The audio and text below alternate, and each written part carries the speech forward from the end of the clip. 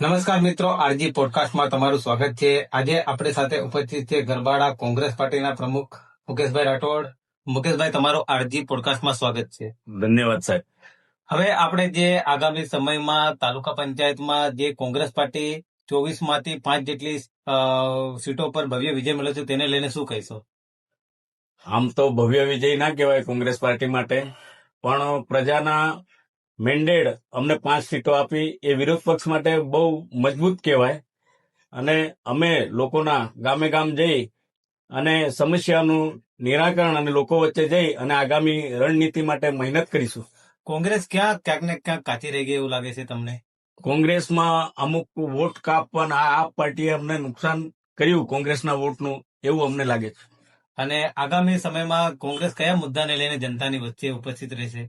આગામી સમયમાં કોંગ્રેસ મોંઘવારી, બેરોજગારી તેમજ રસ્તા, ગટર, પાણી આમ સમસ્યાને લઈને કોંગ્રેસ ચાલશે.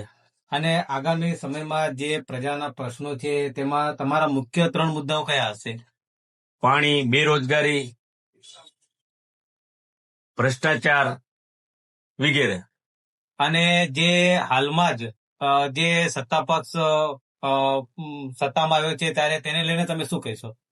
હાલના સત્તા પક્ષ આવ્યો છે, અમારો વિરોધ પક્ષ મજબૂત રહેશે અને કામો સારી રીતે થાય છે કે નહીં એની ધ્યાન રાખીશું.